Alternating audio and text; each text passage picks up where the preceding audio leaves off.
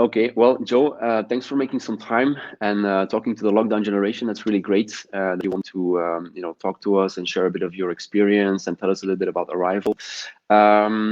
So, for the people who don't know Arrival, so I think it's maybe I can start off by telling a few things and maybe you can complete afterwards. So it's a very trendy company, I would say, right now. So building zero emission vehicles.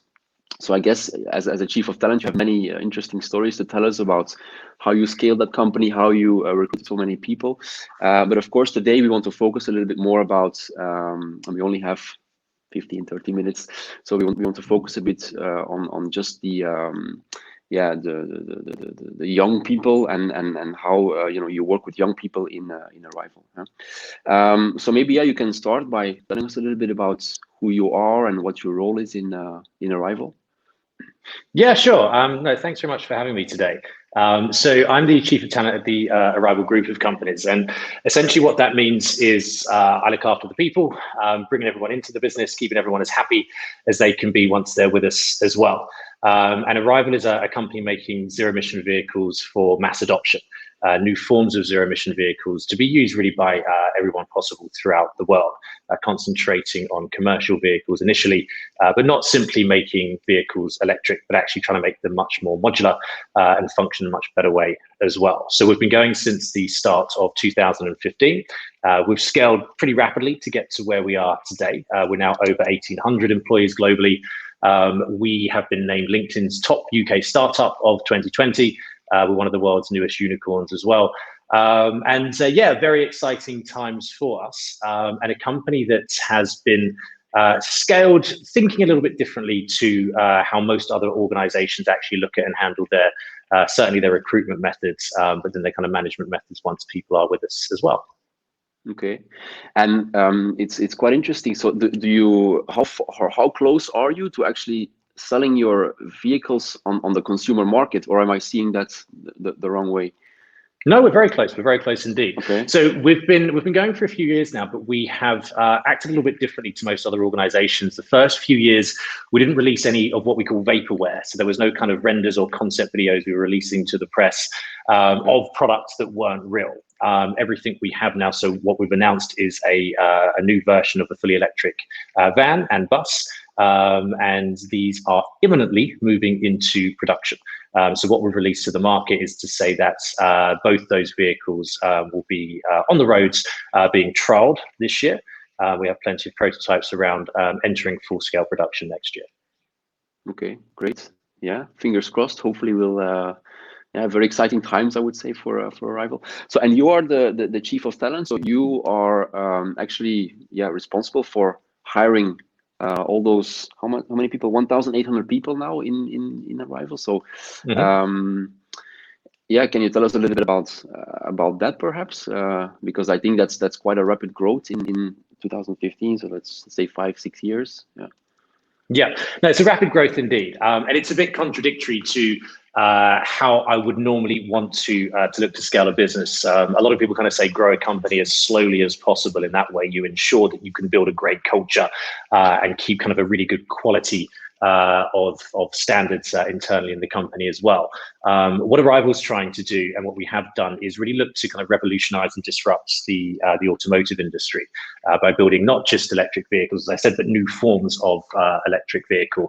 And it means that we need to think a little bit different about how we go about building our technology. And in order to do that, we actually thought very differently about how we look to build our teams as well. So we realized that a lot of the products that we're creating hadn't really existed before elsewhere. So it was very hard for us to hire people that have kind of done the exact thing that we need them to do previously. And that's why it kind of relates a little bit about what we're talking about today, because we realized that if we were able to grow a business and we hire people based upon their potential, rather than necessarily their past, we might be able to act and think a little bit differently about how then we actually look to use the people and set up the teams and build the technology moving forward from there. So we center the company around people that make the biggest impact as well. So people are senior here, not just because they're old and they've worked for a long time, because they're brilliant at any stage of their career. We've got lots of really good stories around people that have come in and risen through the ranks very, very rapidly and very, very quickly, regardless of what their background was, just because they're amazing, brilliant people. We like to say, everyone, that we hire here, first and foremost, people with high levels of emotional intelligence, combined with knowledge and just furious curiosity for how the world works around them. So when we interview people, rather than specifically kind of sitting people down and asking them why they're good enough to work for us or what they've done in their past that's relevant, we want to find out how people think, how they act, more, what they're going to be like to work with every day, how they can react to certain situations, and how much kind of knowledge and understanding they have of a lot of different aspects of not just technology, but kind of life in general. You spend more time with people you work with than most other people in your life, and you need to make sure that the team you have around you can be a team that can inspire each other. Everyone can learn from each other as well. Everyone can hopefully get better because of what they do every day for their work. We changed it a little bit now, but in our very early days, I've been here for 4 years now, and in the early days, we actually pretty much scrapped all job descriptions. We want to create a very experimental company that kind of embraces taking chances and questioning everything. And so in order to kind of set that up, we actually put that into our interview process as well. You never really know what a company's like to work for until you actually start working for it. And so we always say that in order to do that, try and understand a company by their interview process. If it takes, I don't know, 20 interviews and 6 months to get on board at a company, it might be an organization that kind of moves very slowly. And what we did was we invited people in to interview that kind of had the right attributes and skill sets and potential that we wanted. And then during interview, we would give them kind of real world situational based questions and let them actually talk to and work with the people that they'd be working with on a daily basis, see how they handled challenges, see how they reacted to things, see what their understanding was of kind of the technical area that we needed to hire them for.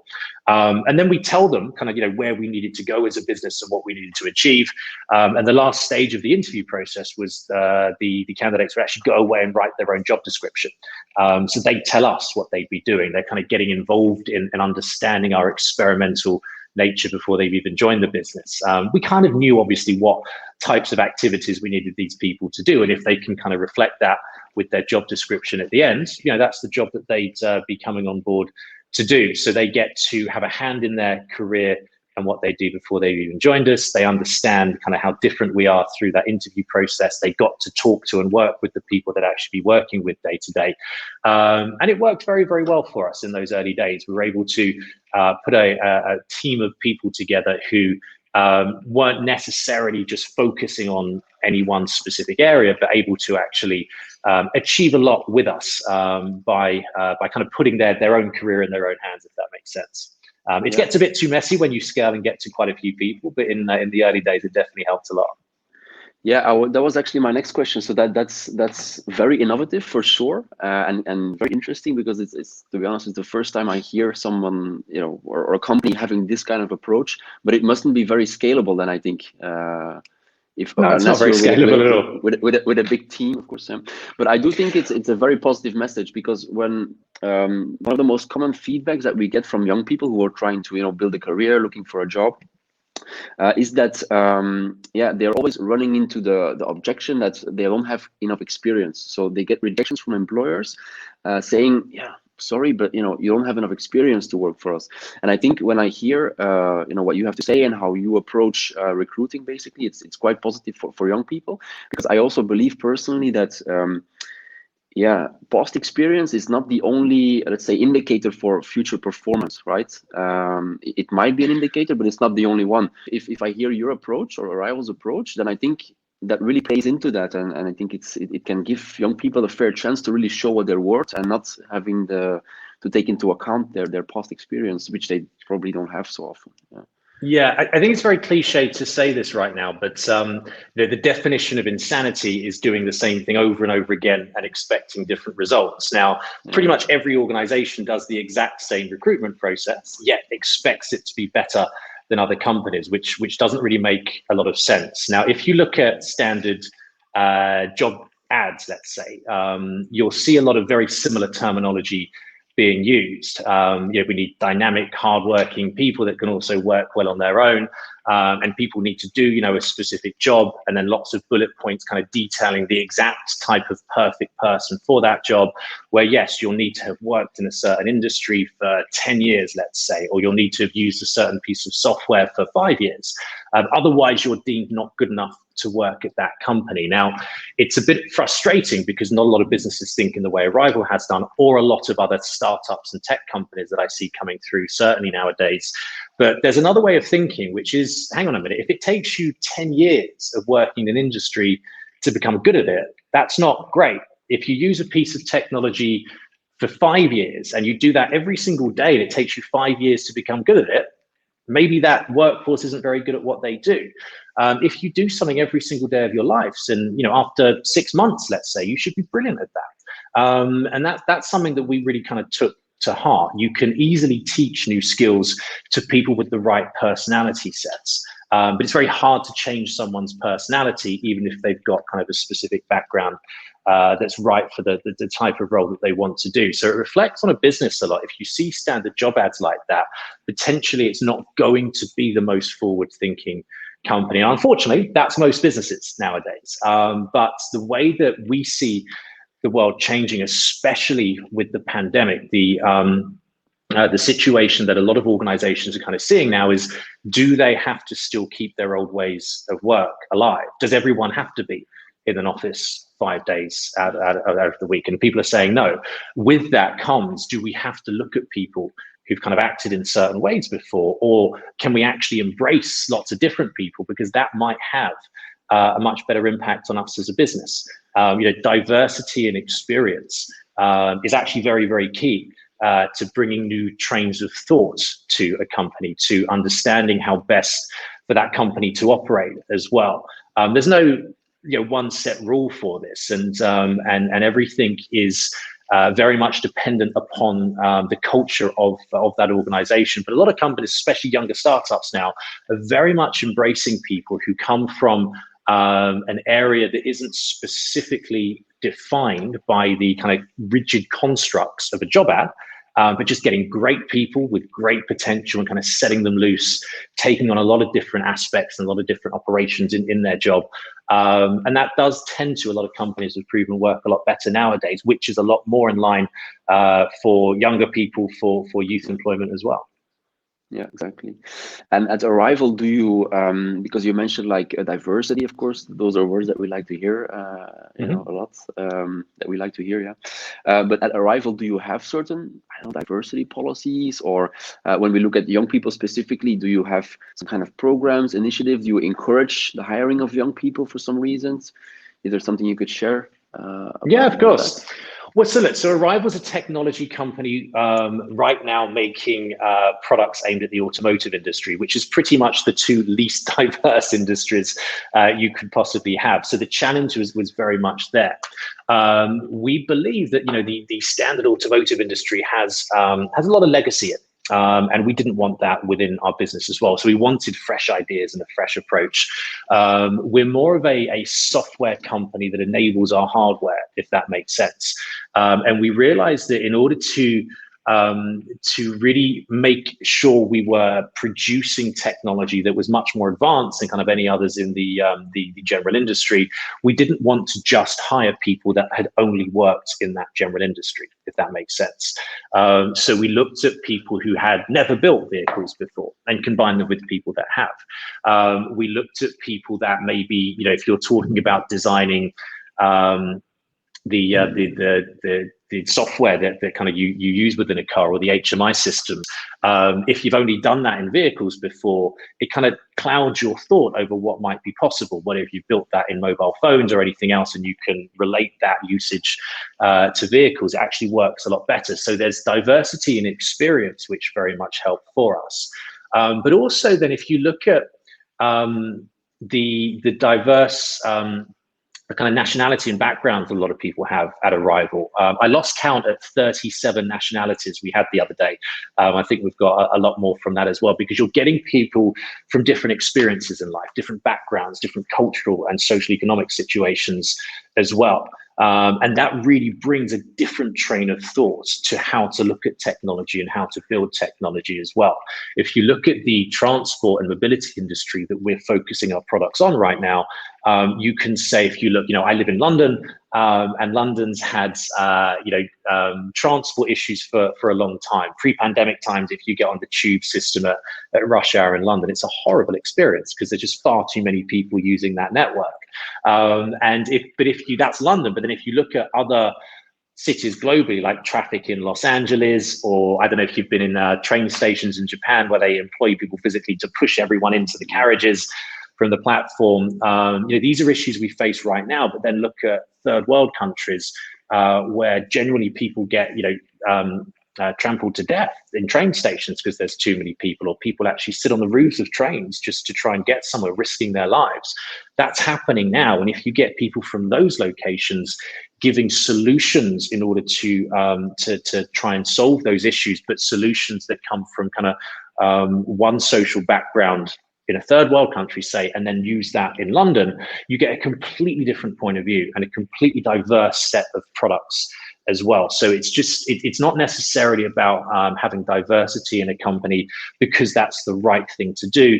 It's about encouraging independent and completely different thoughts and behavior, because that in turn very much shows up into product sets as well, which can actually solve many, many more problems than just thinking from things in a very kind of streamlined point of view, just on your own personal past experience, which most people tend to do. So it's absolutely vital for us that we get as many different opinions and backgrounds and thoughts and understandings that flow into our product sets as possible. Yeah, being diverse with a real purpose instead of being diverse just for the sake of being diverse, which doesn't really make sense, I guess. Yeah. Okay. Mm-hmm. All right. Very interesting. Yeah, I would like to switch now a little bit to maybe your personal side. So could you tell us or share with us how you got your first job? I think that could be an interesting story in itself as well. Yeah, sure. So look, I was a software engineer myself. I was a software engineer. I got a degree in computer science, and I loved it as a kid. But I quickly realized that potentially I didn't have the logical brain capacity to make it as a career as a software engineer. I wasn't very good, basically. But what I did is I did a sandwich year as part of my degree course, and I ended up working for British airport authorities in that sandwich year as one of their first kind of internal software developers. They're the people that run the airports in the UK. And I was offered a job when I graduated with them as well, but I'd always been better aligned with people, essentially. So I started to base my career around actually looking to get people jobs and provide some consultancy services. And that took me all sorts of different directions, kind of took me all around the world. But it took me to from London to Sydney in Australia. I decided to work there for a bit. And Sydney is it's a very lovely place. It's a very friendly town. It's a very welcoming town as well. And I made sure I got to know as kind of many people as possible. And I was at a dinner party in Sydney one night. And there was a lot of people around this table. And there was a guy who was talking quite loudly, who was talking about a business that he'd set up, which was really trying to get spread opportunity throughout the world, try and get as many people on the planet the ability to earn money and have an income as possible. And that was a company called freelancer.com. And I thought, wow, that's a decent idea. I'd love to be a part of that. And so I started talking to this person, and I kind of said, look, I bring people on board. I help companies grow. And he said, yeah, but I only like to hire people with a software engineering degree because we're a very tech-focused company. So I said, well, I happen to have one of them as well. And so I started working for that business in its early days, and that was immensely successful and a really, really good product. But I wouldn't have got that opportunity had I not been at that dinner party. So that kind of taught me in life that go everywhere you can, take opportunities at every chance you get, because you kind of never know where that might lead to. And usually people, if you look at their careers, they're based upon chance encounters like that, then a lot of the time going through kind of traditional recruitment processes. And that was a business that we helped scale. It was a hugely successful company. It was my baby. I kind of love it to bits. And that again took me all around the world growing that company. And then I ended up back in London, and I was in London, and I again was trying to get to know as many people as possible, and I met the founder and chief exec of Arrival now, which was about 4.5 years ago. And the guy blew my mind completely. His brilliance in so many areas, his understanding of humanity and the future, and his passion around just making the world a better place was just unrivaled in anything I saw. And I just thought, I must work with this person. There was kind of no choice in it for me. And so I joined the business in its very early years at Arrival. And really, it's been the most challenging but most rewarding position that I think is possible in this day and age, to go from, it was about 60 people when I joined to, as I said, over 1,800 now, a few years later. But a company that the world is thoroughly excited by now, is a really, really good process to go through. But at the same time, as amazing as that's been, I take a very much kind of a global, holistic view on what's happening in the world nowadays. There is a global pandemic. Unemployment is skyrocketing. There's people globally in immense trouble right now. There's, just under 8 billion people on the planet.